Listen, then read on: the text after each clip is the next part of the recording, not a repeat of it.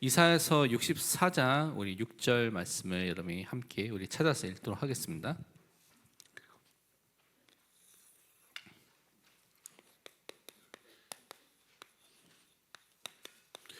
선행과 복음에 대한 부분을 오늘 좀 우리가 잘 알고 있지만 말씀을 통해서 다시 한번 확인하도록 하겠습니다. 이사야서 64장 6절 말씀을 우리 다 함께 같이 합독하도록 하겠습니다. 무릇 우리는 다 부정한 자 같아서 우리의 의는 다 더러운 옷 같으며 우리는 다 잎사귀 같이 시들므로 우리의 죄악이 바람같이 우리를 몰아가나이다. 아멘. 선행과 복음에 대한 말씀을 우리가 잘 알고 있지만 또 말씀을 통해서 우리가 확인을 해야 되겠습니다. 항상 여러분이 기억해야 될 것이 하나님께서는 우리를 하나님의 형상 가진 원래 의를 가진 거룩함과 진리와 의를 가진 존재로 우리를 창조하셨습니다. 그러니까 우리가 하나님께 예배드리는 것이 가장 정상적인 상태고요, 하나님의 말씀을 받고 전달하는 것이 가장 정상적인 상태고, 하나님의 의를 가지고 다스리고 통치하고 그것을 통해 하나님께 영광 돌리는 것이 우리의 정상적인 상태입니다. 그래서 이 모든 것들을 누릴 수 있도록 하나님께서 말씀을 주셨죠. 그것을 또 다른 말로는 언약, 말씀의 약속이라고 말하죠. 행위의 언약을 주셨습니다. 그것이 우리가 잘 알고 있는 창세기 2장 16절, 17절의 선악과 언약입니다. 여호와 하나님이 그 사람에게 명하여 이르시되 동상 각종 나무의 열매는 내가 임의로 먹되 선악을 알게 하는 나무의 열매는 먹지 말라. 내가 먹는 날에는 반드시 죽으리라 하시니라. 사람들이 이 언약의 말씀 안에 거하게 됐을 때 창조주 하나님을 누리고요, 또 모든 피조 세계, 창조 세계를 에덴 동산을 올바르게 누릴 수 있는 믿음의 사람으로 서게 된 것입니다. 그래서 원래 인간을 만드셨을 때 언약의 사람으로, 말씀의 사람으로 우리 원래 그렇게 만들어 주신 것입니다. 그런데 우리가 계속해서 말씀드린 것처럼 인간이 이 하나님의 말씀에 대해서 불신앙, 불순종을 하게 된 것이죠. 말씀을 그냥 불신앙, 불순종한 것으로 끝난 것이 아니라 이것은 말씀을 주신 하나님에 대해서 거역하고요, 반역한 상태에 이르게 된 것입니다. 그래서 그것을 우리가 뭐라고 말하냐면 죄, 첫 번째 죄인 또 원죄라고도 말하는 것이죠. 그래서 이 원죄의 결과로 인간은 타락하게 된 것입니다. 정상적인 상태가 아니라 거기서 모든 것이 부패하고요, 모든 것이 왜곡되고 훼손되고 망가지기 시작한 것이죠. 근데 이 아담과 하와가 인류의 대표이고요, 우리와 관계에 보면 인류의 모든 사람들의 시조, 처음 조상입니다. 그러니까 우리와는 관계가 이런 관계가 있죠. 그래서 언약의 대표로서 하나님 앞에 섰기 때문에 우리가 아담 안에서 함께 죄를 지은, 그래서 죄에 대한 책임이 직접적으로 우리 모든 사람에게 다 임하게 된 것입니다. 그래서 죄책, 형벌을 받게 된 것이죠. 그래서 우리가 진노 아래에 있게 된 것이고요, 심판 아래에 있게 된 것이고, 이 죄의 문제가 해결되지 않으면 영원한 형벌을 받게 된 지옥에 가는 것이 인간에게 임하게 된 것입니다. 또한 인간이 시조, 처음 조상인 아담과 하와로부터 혈통을 통하여서, 유전을 통하여서 오염과 부패라는 것이 간접적으로 우리에게 계속해서 전달되어서 우리가 죄성을 갖고 이 세상에서 살고 있는 그런 사람으로 살게 된 것이죠. 그래서 성경에 로마서 5장 12절은 그래서 이렇게 우리에게 말씀하고 있습니다. 그러므로 한 사람, 아담 한 사람으로 말미암아 죄가 세상에 들어오고 죄로 말미암아 죄를 통하여서 사망이 들어왔나니 이와 같이 모든 사람이 죄를 지었으므로 사망이 모든 사람에게 이르렀느니라. 한 사람 아담이 죄를 지었는데요, 그 안에서 모든 사람이 죄인이 됐고 죄를 지었고요, 그것을 통해서 죄의 종이고요, 사망의 종이 된 것을 성경은 말하고 있습니다. 그래서 인간은요, 이 땅에 지금 죄인으로 살고 있는데 이 죄인으로 살고 있는 인간이 행하고 있는 선행은 사람들을 구원할 수 있는 능력과 힘이 있느냐?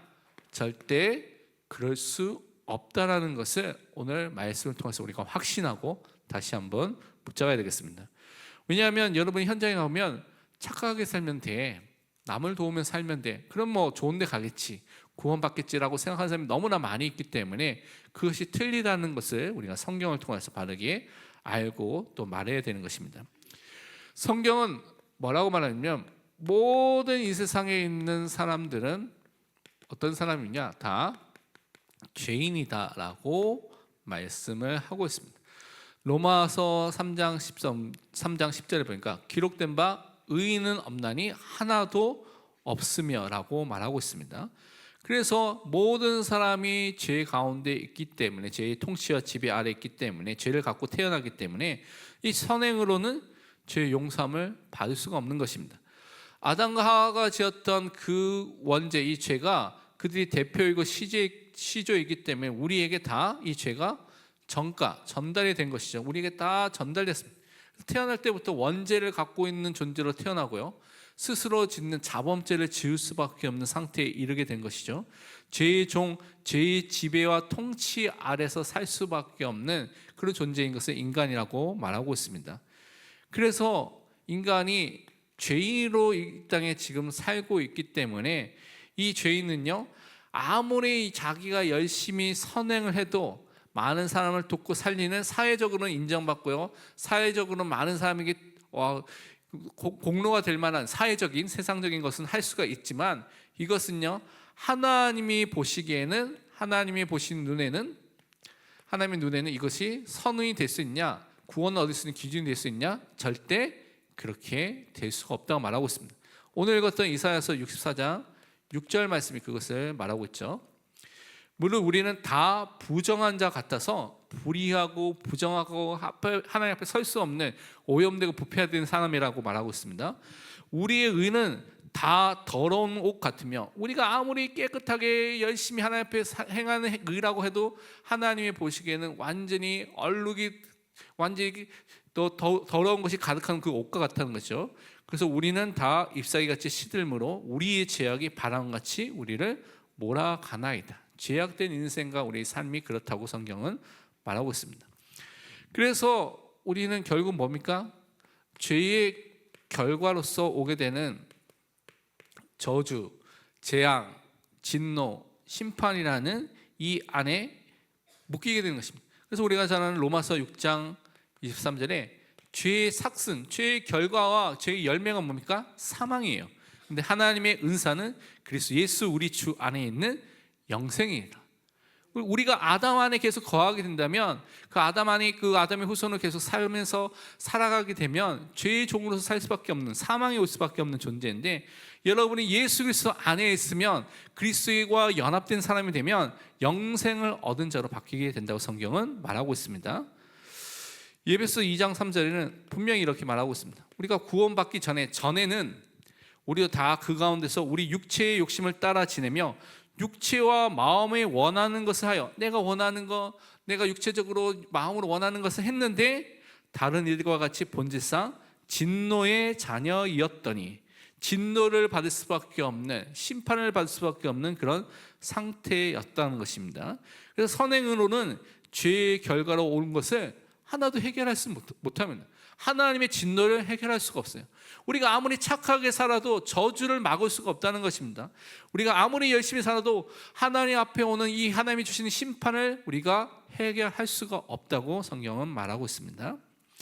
또한 이 사람들은, 죄인은요, 그리스도와 예수 그리스도와 상관 있는 사람이냐, 예수 그리스도와 상관없는 그리스도 바깥에 있는 사람이에요.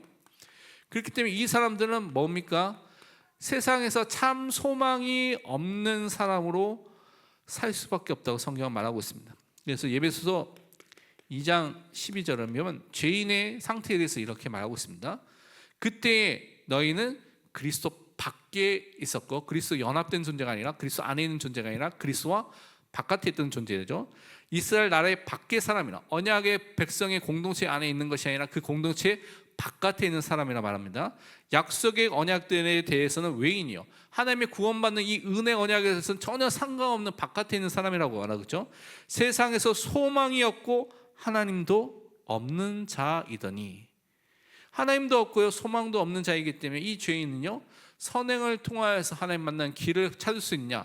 찾을 수가 없습니다. 하나님께 갈 수 있는 그 방법이 없다고요 성경은 말하고 있습니다.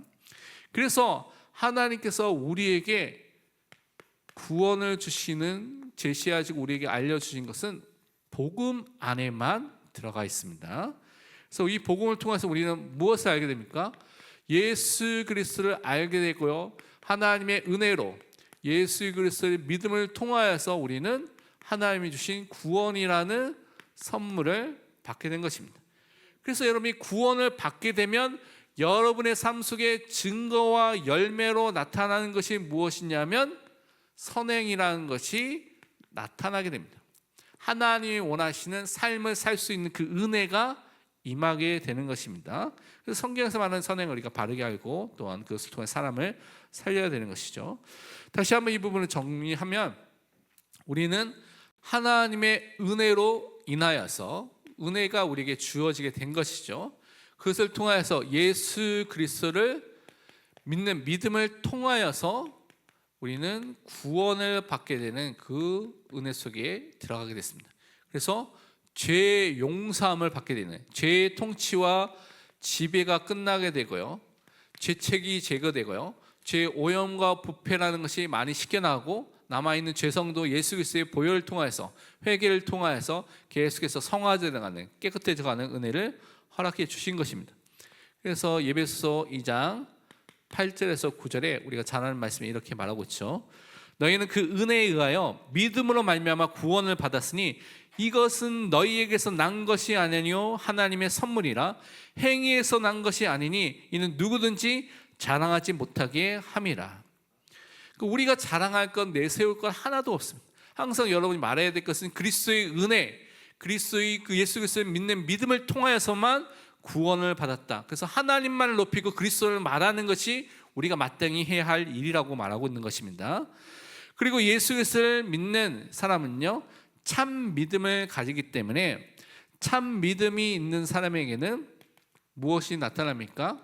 삶의 열매와 증거가 분명히 참된 믿음을 가진 사람에게는 행동으로 나타나게 되어 있습니다.